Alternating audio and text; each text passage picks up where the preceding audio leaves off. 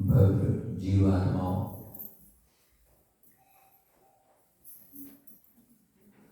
तमसो मां ज्योतिर्गमय इस सत्संग के अंतर्गत समंतभद्र आचार्य भगवंत के द्वारा रचित रत्नकर्ण श्रावकाचार पर आप और हम सब मिलकर के यहाँ पर स्वाध्याय और विचार कर रहे हैं।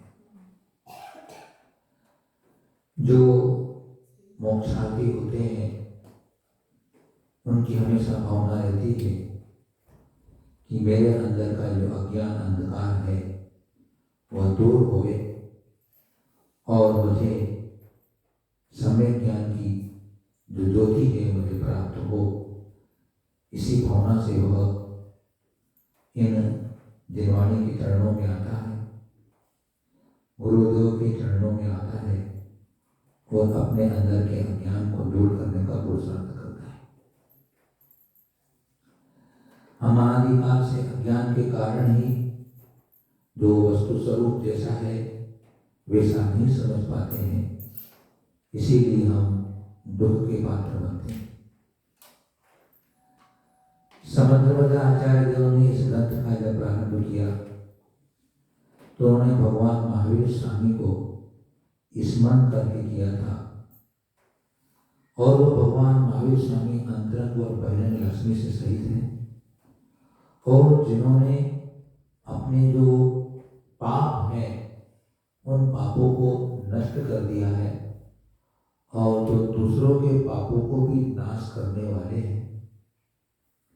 साथ ही वे अलौकिकाश के साथ लोकाकाश को भी दर्पण की तरह जानते हैं। तो जिन्होंने पापों को नाश किया मतलब जिन्होंने मोहिनी कर्मों को नाश कर दिया अर्थात वे वितरागी हो जाते हैं, क्योंकि कली पापों में मोहिनी कर्म को लिया जाता है। और जो सर्वज्ञ बनते हैं, सर्वं जानाति इति सर्वज्ञः, सर्व में लोकाकाश और अलौकिकाश।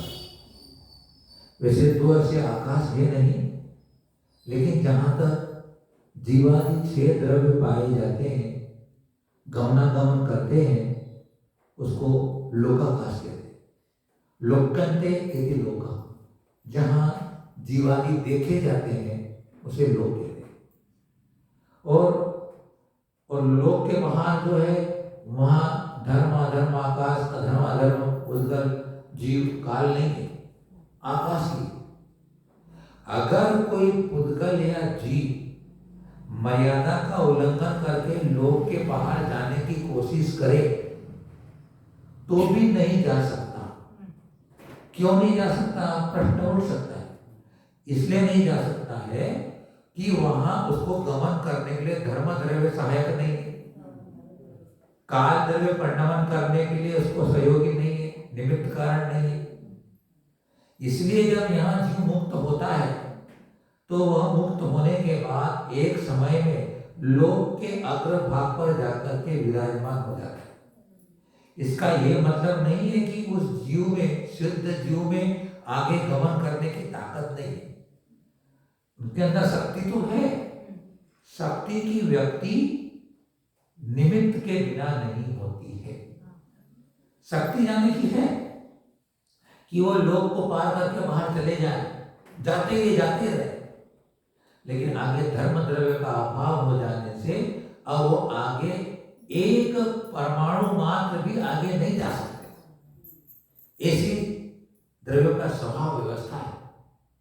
क्योंकि कुछ दार्शनिक ऐसे, कुछ दर्शन वाले, कुछ मत वाले मानते हैं कि जब जीव मुक्त होता है तो वो जाता ही रहता है, ऐसी उनकी मान्यता है। लेकिन ऐसा कभी हुआ नहीं, न होने वाला है।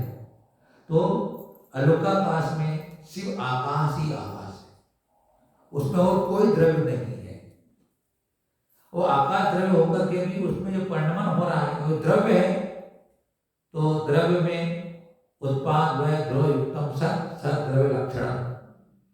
जब आकाश द्रव्य है तो उसमें उत्पाद व्यय होगा, उत्पाद व्यय होने में निमित्त बनता है काल द्रव्य। अब अलोकाकाश में काल द्रव्य तो है नहीं, तो फिर वहां परिणमन कैसा होता है? आचार्य प्रश्न करते हैं। तो बोले कि जो आकाश है वो अखंड है। हम जो कल्पना कर रहे हैं लोकाकाश अलोकाकाश की, तो वो एक हम उपचार से कर रहे हैं कि जहां तक लोग पाए जाते हैं वहां तो लोकाकाश होता है, लेकिन आकाश पूरा अखंड है। तो अखंड आकाश होने से इस लोकाकाश में काल द्रव्य में यह परिणमन होता है, तो उस काल द्रव्य के अंदर परिणमन करने के कारण उस आकाश में भी परिणमन होता है, अन्यथा वो आकाश द्रव्य सिद्ध नहीं होगा। अगर वह परिणमन न करे तो उत्पाद वय नहीं होगा। उत्पाद वय नहीं होने पर उसे द्रव्य नहीं कह सकते, क्योंकि उत्पाद वय द्रव्य युक्तम सत सत द्रव्य लक्षण। उदाहरण देते, बम्बू होता ना, बम्बू बांस, क्या बोलते हैं बांस बांबू बांबू है ना। तो बम्बू को बांस को नीचे से हिलाओ तो कहां तक हिलता है? वो ऊपर तक हिलता है, उसको छोड़ो।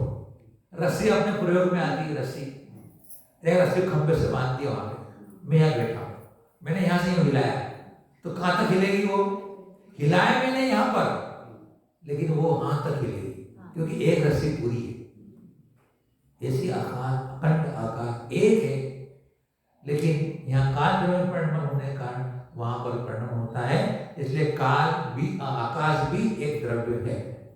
ठीक। दर्पणवत, दर्पण में क्या होता है? जैसा सामने वस्तु का जैसा रूप रंग आकार वगैरह होता है, वैसा का वैसा उस दर्पण में आता है ना। अगर मेरी नाक चपटी हो, किसी के दूसरे को मेरी बोलूं ना, दूसरे क्यों बोलोगे? मेरी नाक चपटी हो तो चपटी दिखेगी कि गोल दिखेगी? चपटी हो तो चपटी दिखेगी।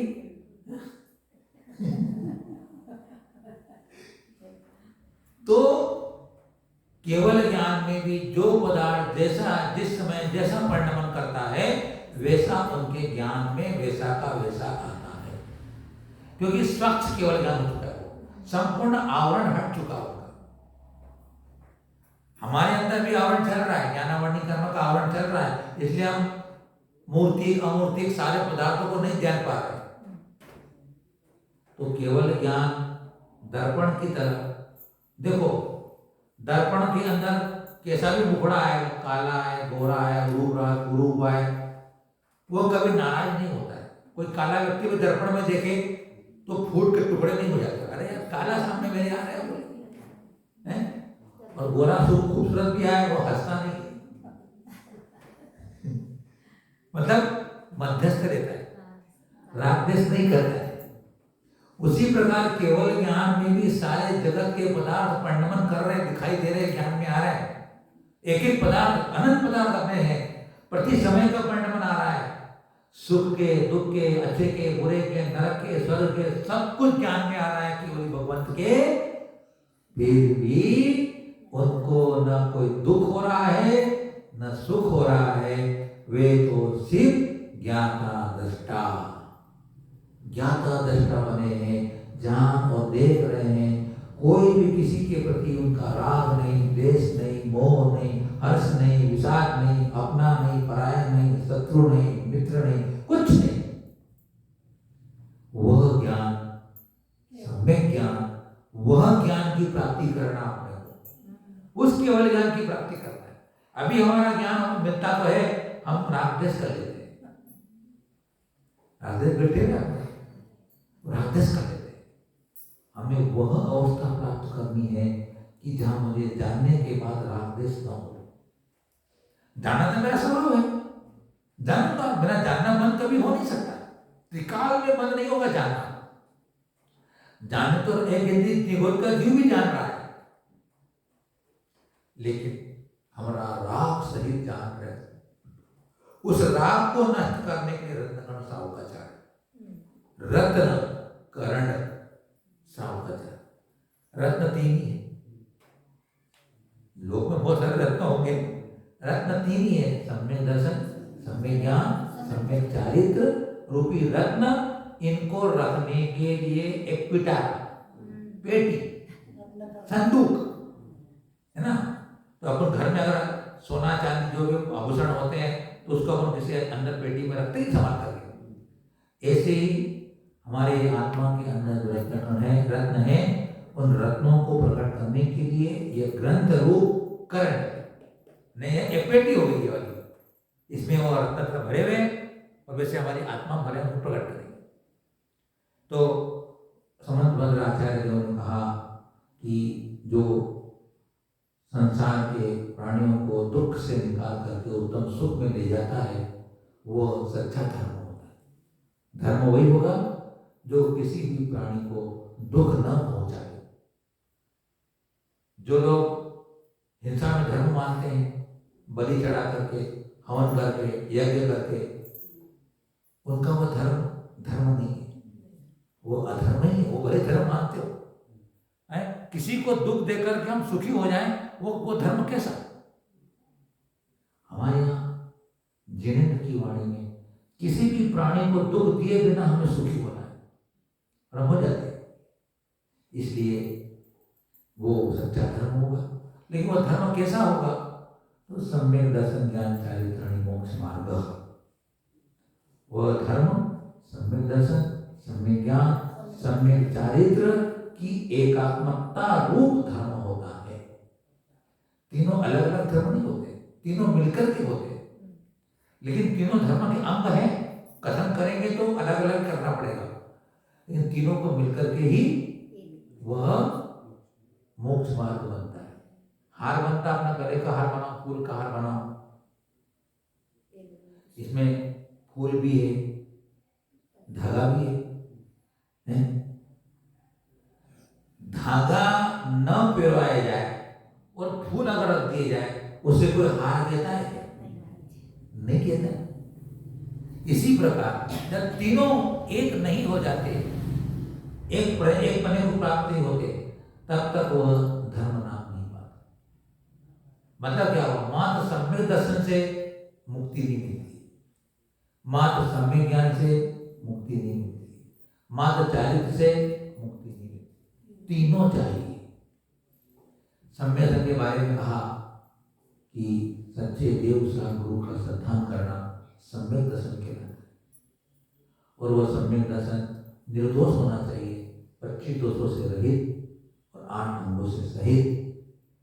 8 मद नहीं होना चाहिए, 8 संकादी दोष नहीं होना चाहिए, 3 मूर्ता नहीं होना चाहिए और 6 अनायतन नहीं होना चाहिए। इस प्रकार से यह 25 दोष निसंकित, निकांक्षित, निर्विचिकित्सा, अमूढ़ दृष्टि, उपगोहन, स्थितिकरण, वात्सल्य और प्रभावना, ये 8 अंग उस सम्यक दर्शन के चिन्ह हैं, लक्षण हैं, गुण हैं, धर्म हैं, वो सम्यक दृष्टि में होते हैं।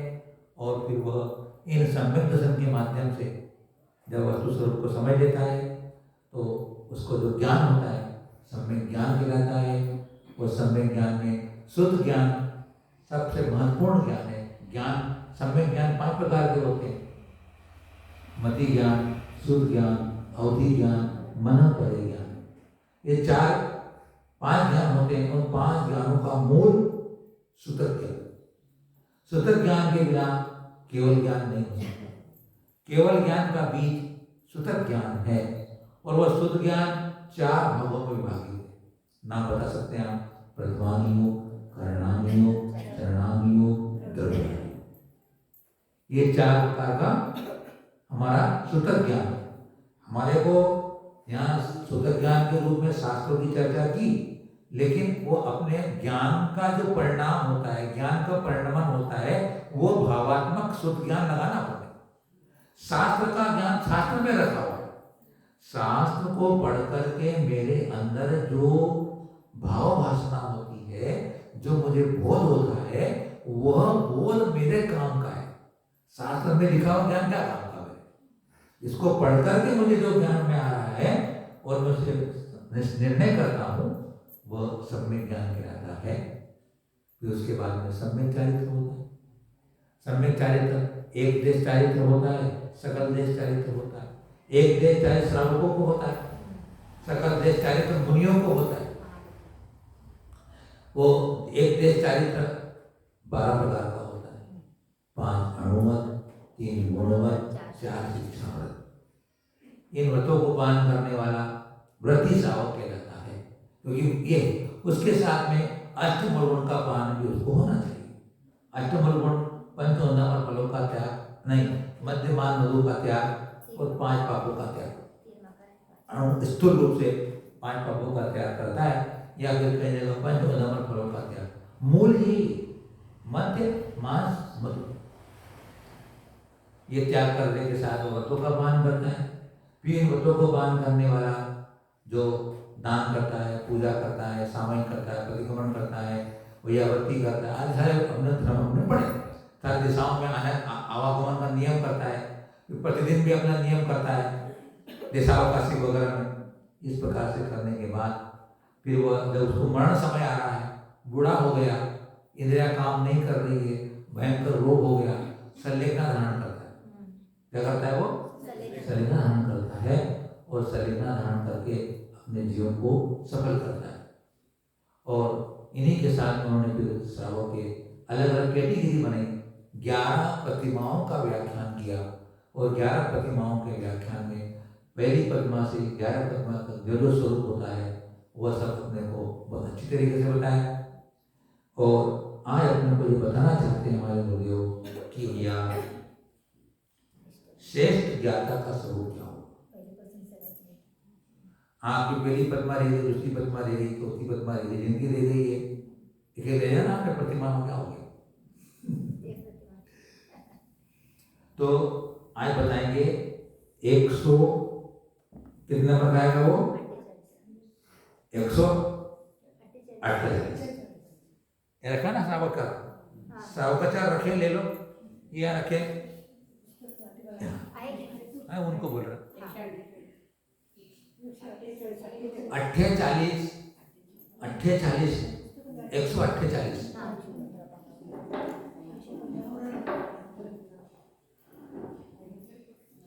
यहाँ ये बताना चाहते हैं हमारे गुरुदेव कि श्रेष्ठ ज्ञाता का स्वरूप।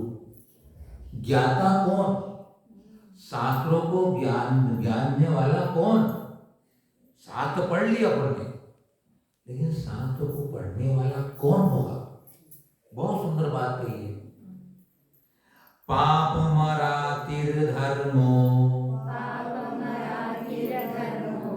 बंधुर जीवस्य चेति निश्चिनवन् समयं यति जानीते श्रेयो ज्ञाता ध्रुवं भवति। पापमरातिर्धर्मो बन्धुर्जीवस्य चेति निश्चिन्वन् समयं यदि जानीते श्रेयो ज्ञाता ध्रुवं भवति।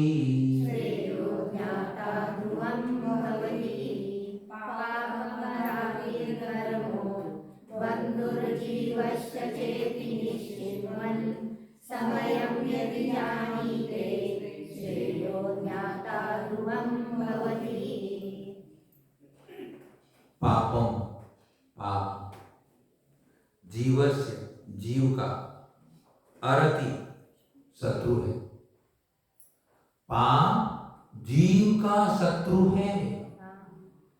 च और धर्म, धर्म जीव का बंधु, बंधु मित्र हितकारी। कौन? धर्म। पाप शत्रु है हमारा, और धर्म बंधु है, मित्र है, हितकारी है।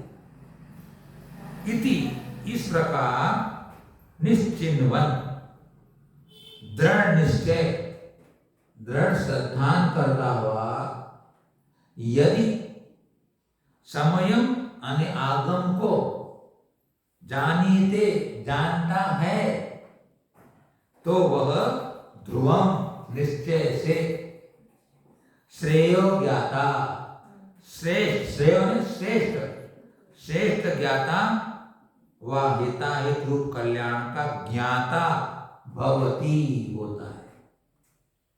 अपन ने यहाँ जितना स्वाध्याय कर लिया, किया, आगम को जाना और जान करके यह निश्चय कर लिया, निर्णय कर लिया, दृढ़ अचल श्रद्धांत कर लिया कि पाप मेरा शत्रु है और धर्म मेरा मित्र है, तो आप श्रेष्ठ ज्ञाता हो गए। पढ़ डाला, क्या करा आपने? पढ़ डाला, पढ़ पढ़ लिया, डाल दिया, पढ़ डाला, पढ़। यहां अपने को आत्मसात करना।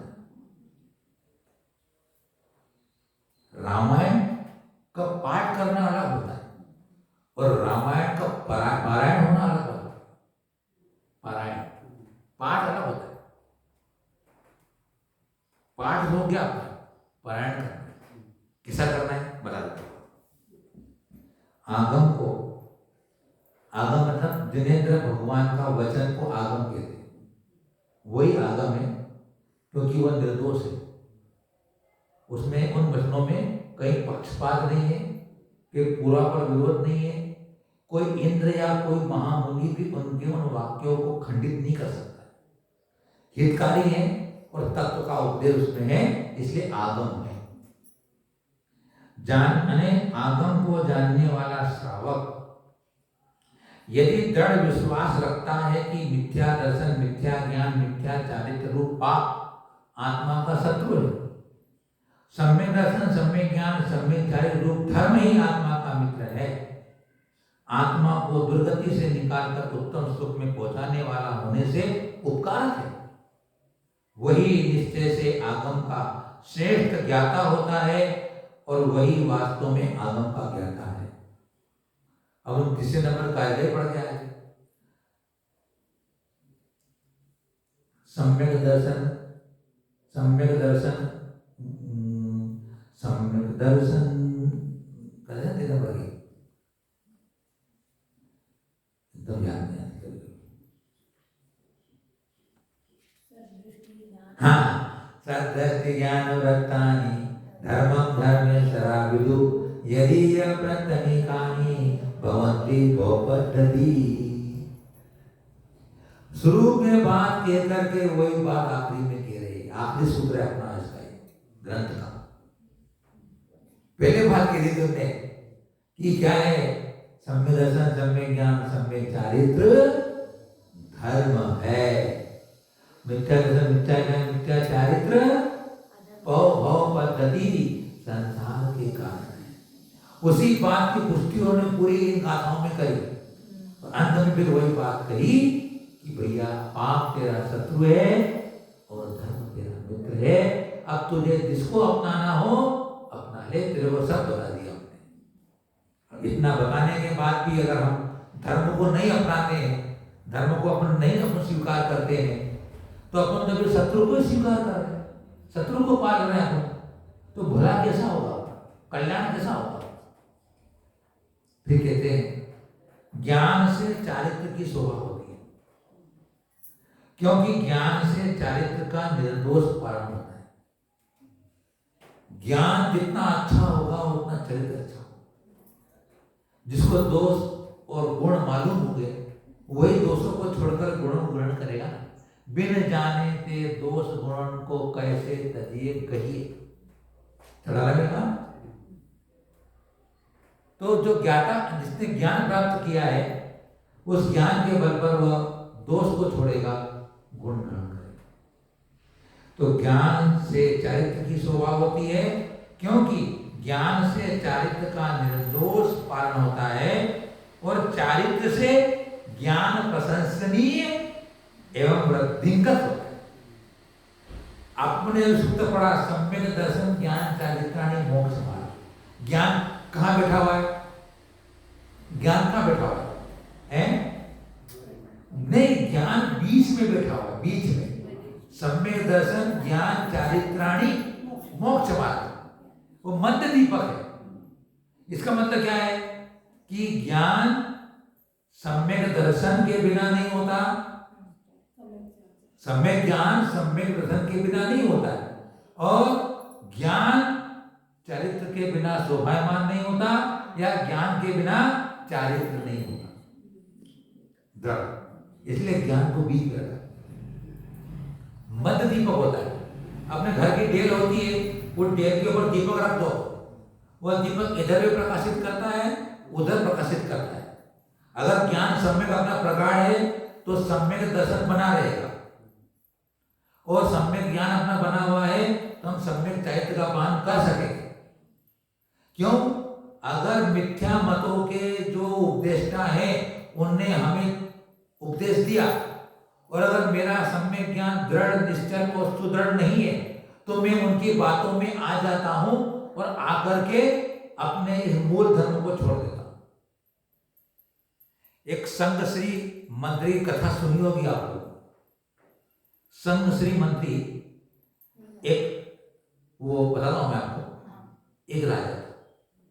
वह राजा बड़ा धार्मिक जैन धर्म का अनुयायी और सम्यक दृष्टि था, लेकिन उसका जो मंत्री था उसका नाम था संघ श्री मंत्री। वह बौद्ध मतावलंबी था, बौद्ध मत को मानने वाला था। अब क्या हुआ कि राजा राज्यकाल करता रहा। एक दिन वह अपने महल के ऊपर बैठा हुआ था, राजा और उसका मंत्री दोनों, और वो राज्यकाल की चर्चा कर रहे थे। इतने में योगान योग से पुण्य उदय से ऊपर से दो चारण रिद्धिधारी मुनिराज गमन कर रहे थे। उनको देख करके राजा सम्यक दृष्टि तो मुनियों का भक्त था, उन्होंने वहीं से नमोस्तु निवेदन किया और उनको आह्वान किया, ये आप पधारिए पधारिए पधारिए। वो दोनों मुनिराज, चारण मुनिराज, वो वहां पर आते हैं महल के ऊपर, और राजा उनको बहुत भक्ति से निवेदन करता है कि अब आए, मेरा सौभाग्य हुआ, आपके दर्शन मुझे हो गए, नेत्र सफल हो गए, मेरा दिन अच्छा हो गया आज का, मुझे कोई धर्म का उपदेश दो। तो धर्म का उपदेश मुनिराजों ने दिया, और अहिंसा को लेकर के सारे जो धर्म होता है पूरा विवेचन किया, उनमें श्रावक के व्रतों का वर्णन भी किया। उन आकाश में गमन करते हुए मुनिराजों को नीचे उतरते हुए देख करके उस मंत्री को बड़ा आश्चर्य लगा। अरे यार, मानव भी क्या इस प्रकार के आकाश में चल सकते हैं क्या कोई? और उन्होंने उपदेश दिया तो चारणधारी कितने ज्ञानी चरित्रवान होंगे, बड़ा उपदेश अच्छा दिया। अब वो उनसे प्रभावित हो गया। कौन? बौद्ध मंत्री, मंत्री का नाम क्या है? संघ श्री मंत्री प्रभावित हो गया, और प्रभावित होकर उसने श्रावक के व्रत धारण कर लिए, एक ही उपदेश धारण कर लिया।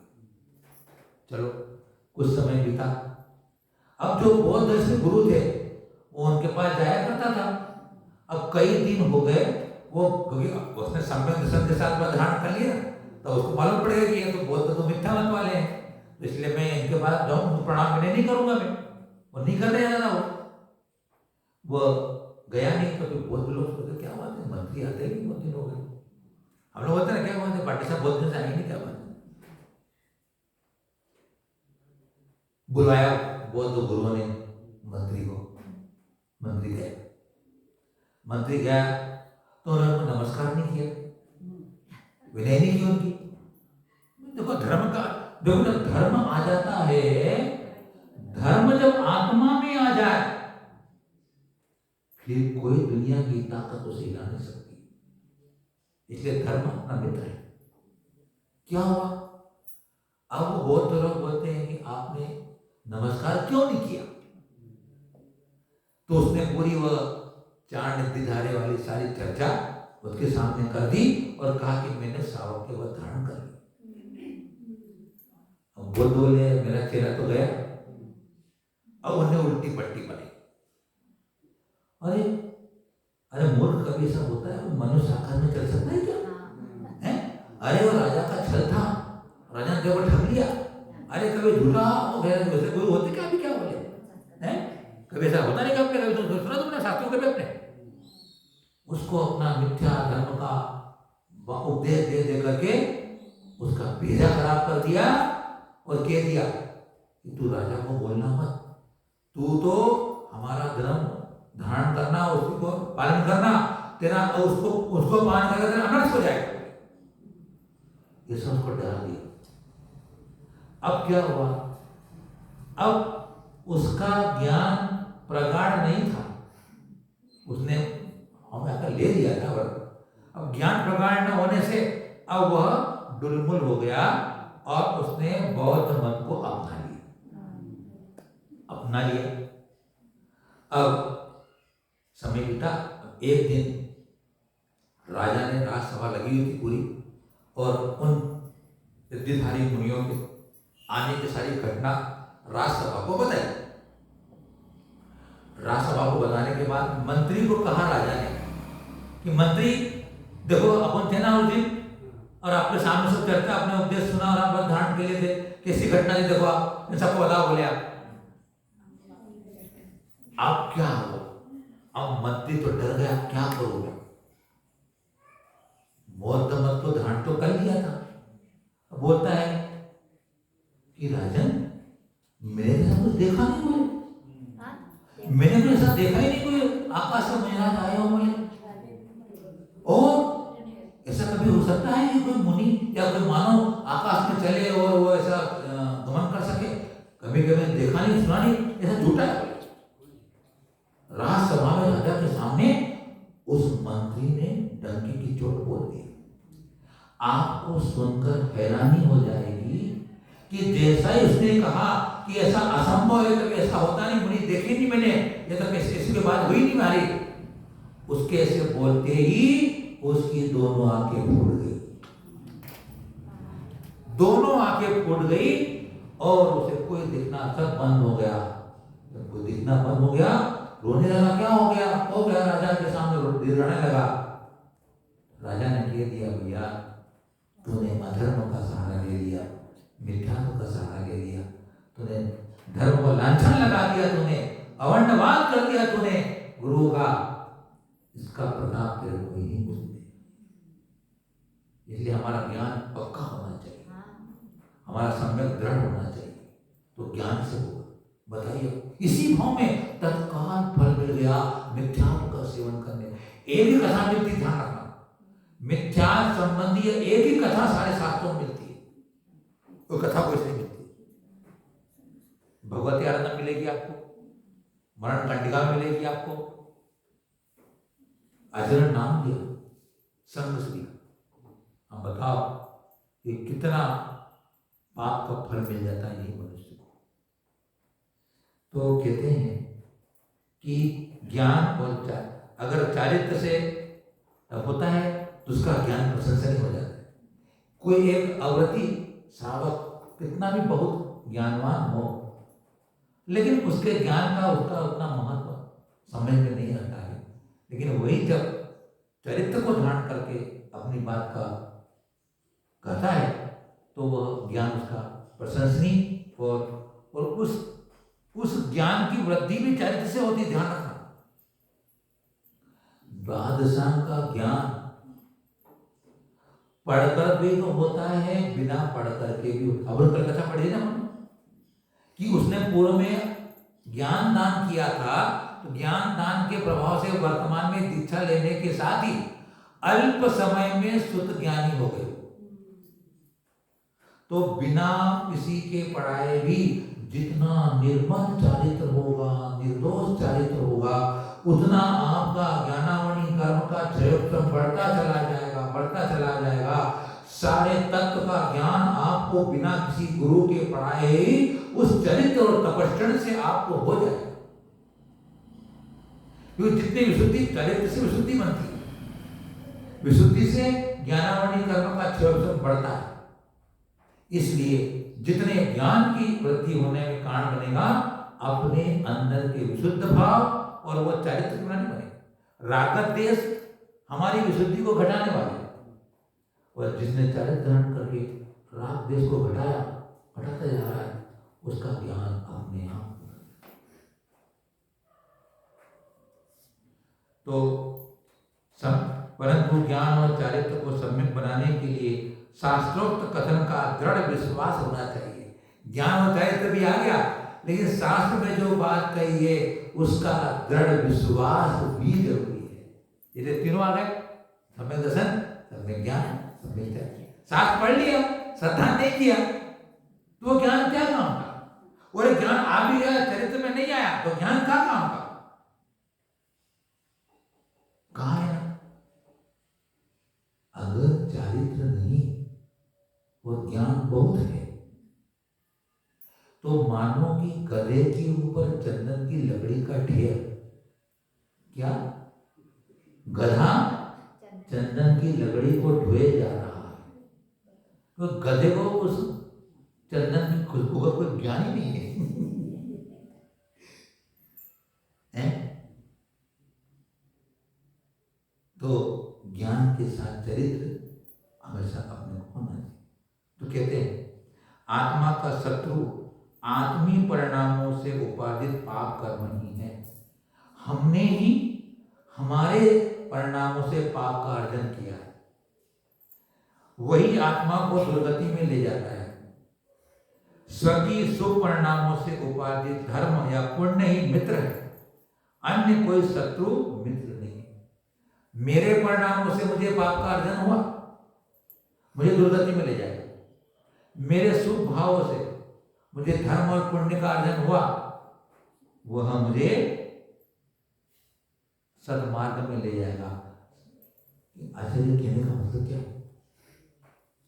हम संसारी अबोध प्राणियों की यह धारणा है कि बाहर में जितने भी दिखाई दे रहे पदार्थ वे सब मेरे शत्रु और मित्र हैं।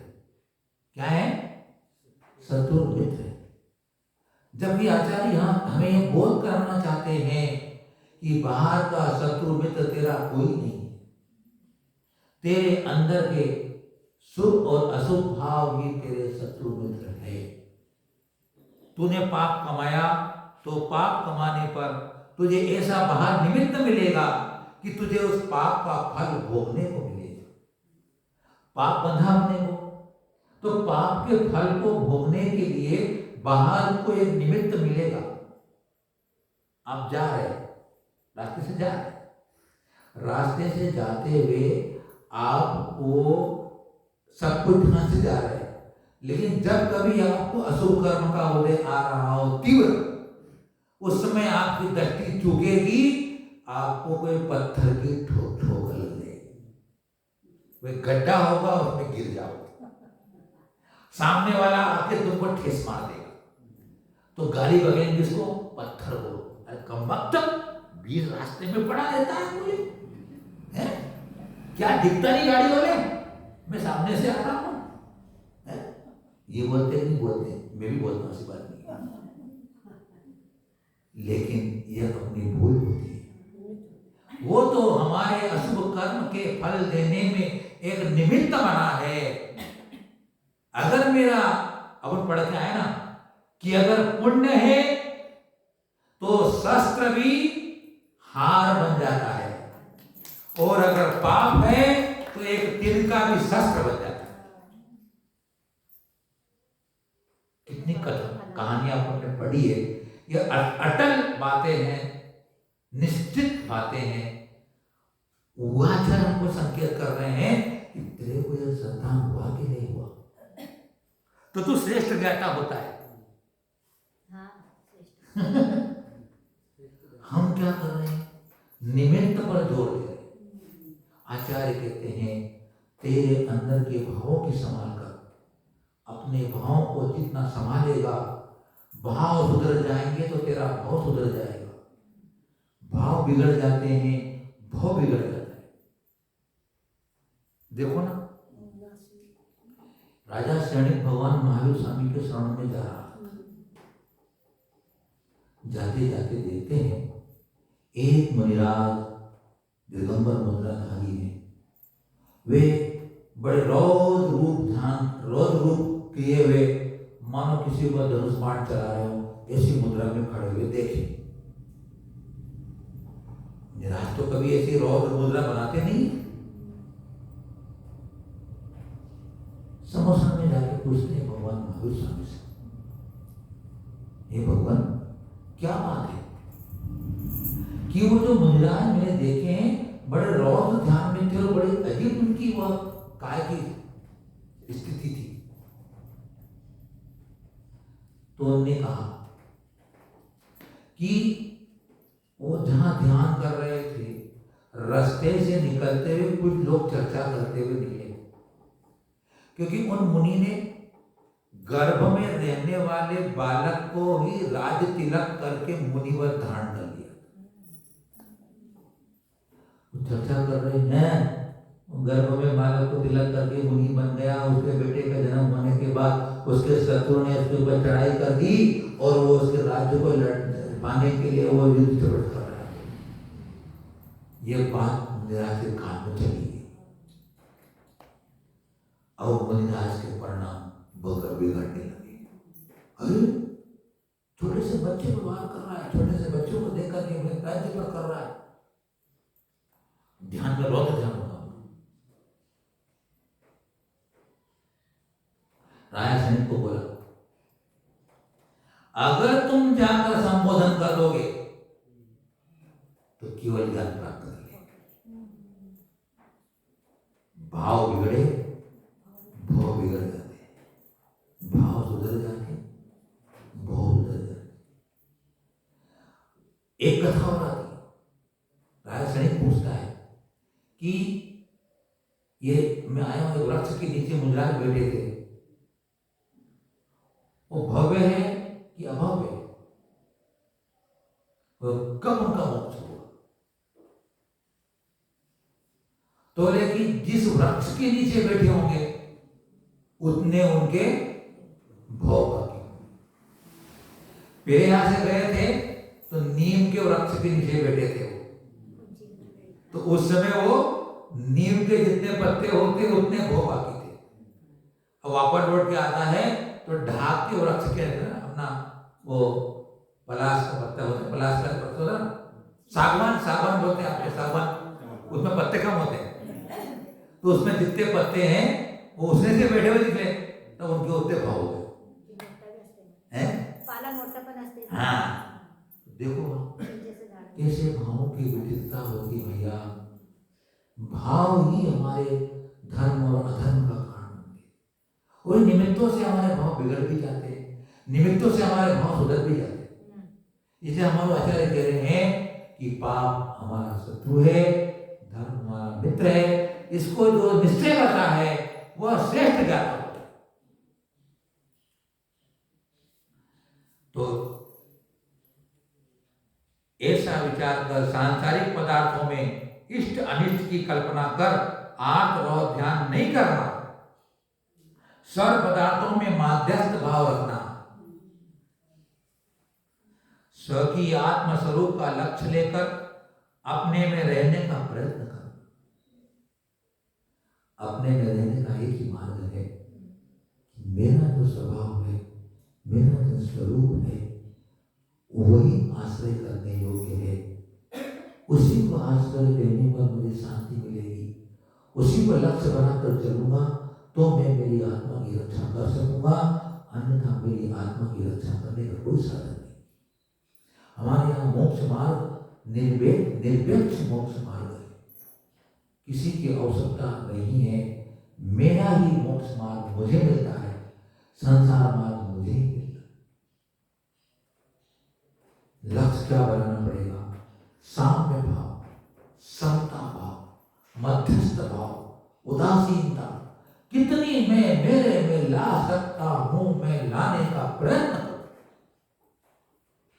नहीं तो यह श्रृंखला हमारे एक भाव से दूसरे भाव की श्रृंखला अनादिकाल से चलती आ रही है और चलती रहेगी। उसे तोड़ने वाला और कोई नहीं है।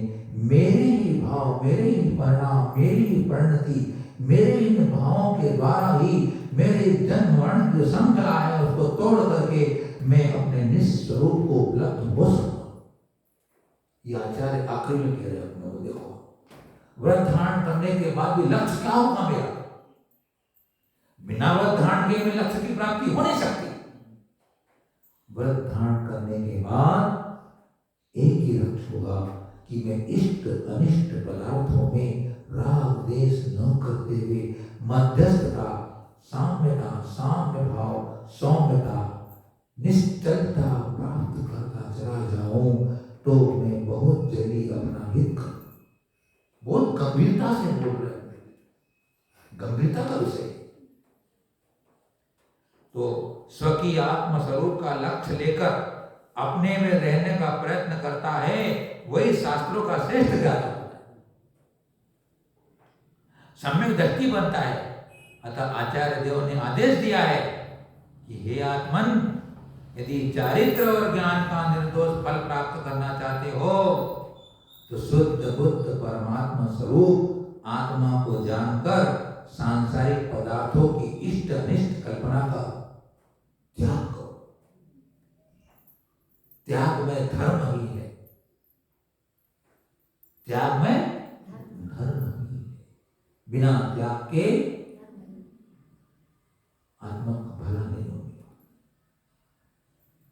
हम निमित्तों पर जोर देते आते हैं, ठीक है, किसी अपेक्षा से निमित्त भी काम करता है, लेकिन निमित्त में दृष्टि बनी रहेगी तो हम बाहर ही बने रहेंगे। आत्मा का भला करने के लिए देवसा गुरु का निमित्त चाहिए, लेकिन जब तुमके निमित्त पाकर जब तुम्हें कुछ उपलब्ध हो गया तो फिर उस निमित्तों को थोड़ा गौण करके स्व का आश्रय लेना शुरू करो। स्व का आश्रय लेना शुरू करो। दो तरह के प्राणी होते हैं, एक तो होता है श्वान और एक होता है सिंह। श्वान ने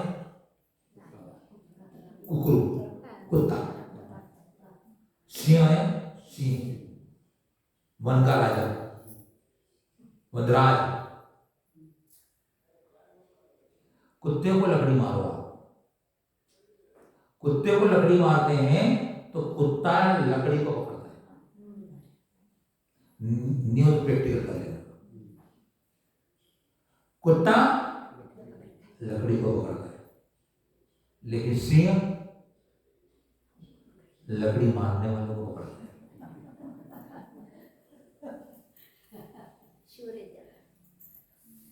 सिंह बनना पड़ेगा। और मुनियों की चर्या सिंह वृत्ति होती है।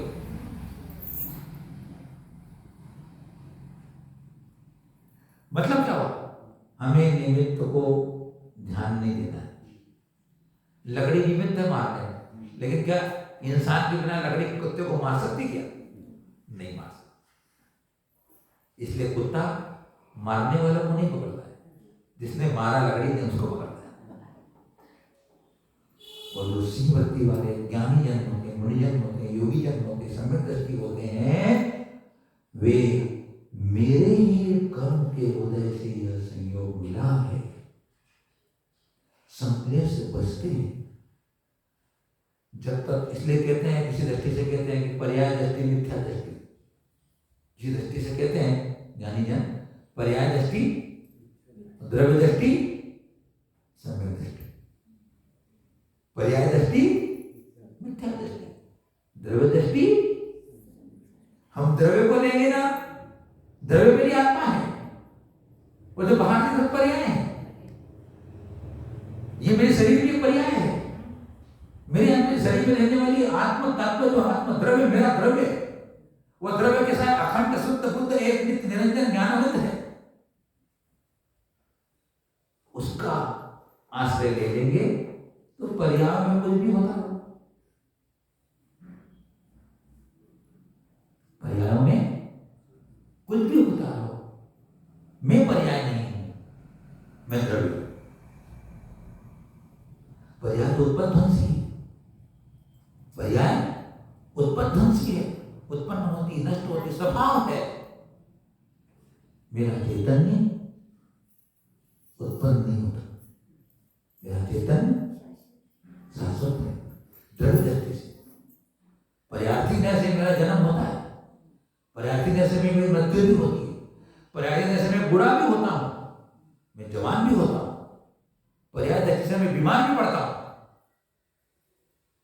द्रव्य दृष्टि से द्रव्य से ले लिया जाता है तो फिर वो जन्मता ही नहीं, तो मरने का भय क्यों? जब मरता ही नहीं तो जन्म का फिर विकल्प क्यों करो? बूढ़ा जो हो रहा है यह पुद्गल रूप शरीर का परिणाम पूरा बूढ़ा हो रहा है, आत्मा बूढ़ी नहीं होती।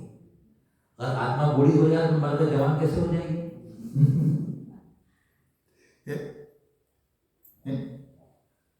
द्रव्य दृष्टि से बात करेंगे, आत्मा बूढ़ी नहीं होगी, लेकिन क्या करें, अपने को ऐसा मोह का अज्ञान का संस्कार पड़ा हुआ है।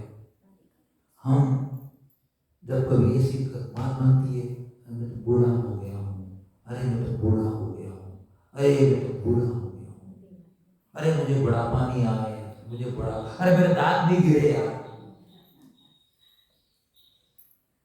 क्या मेरे दांत नहीं गिरने सोचने से दांत नहीं गिरेगी क्या? मैं सोचूं कभी कभी विकल्प आ भी जाए कभी, क्या दांत गिरे हम चबाएंगे कैसे बोले यार? खाएंगे कैसे बोले? कड़क चीज आएगी, बादाम कैसे खाएंगे बोले? आप तो नकली लगा लोगे, तो आप तो नकली लगा लोगे, हम नकली कैसे लगाएंगे? तुम नकली लगा के बैठे हुए हो यार, मैं तो बात कहूँ। दांत को गिरने का परिणाम अलग है, मेरी आत्मा का परिणाम अलग है। ये ऐसी चर्चाएं होती है तो बोध होता है, ये सुनना चाहिए ऐसी बात। ऐसी बातें सुनने से अपने अंदर एक दृढ़ता आती है। चलो क्या करें, ये घड़ी रुकती नहीं है। बताओ कितना बढ़िया साथ है अपना आज में ना, कितनी सुंदर सुंदर बातें आचार्य ने हम लोग समझाई है। अगर हम उनका एक अंश भी पकड़ते हैं, कदाचित एक अंश राई के बराबर दाना भी अगर अपने पकड़ लिया तो राई का दाना मेरे को गिरा देगा।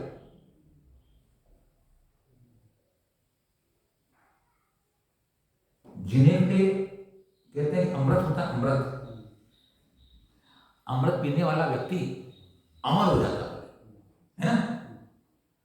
तो एक लोटा पीना पड़ेगा अमृत, जब भी काम बनेगा।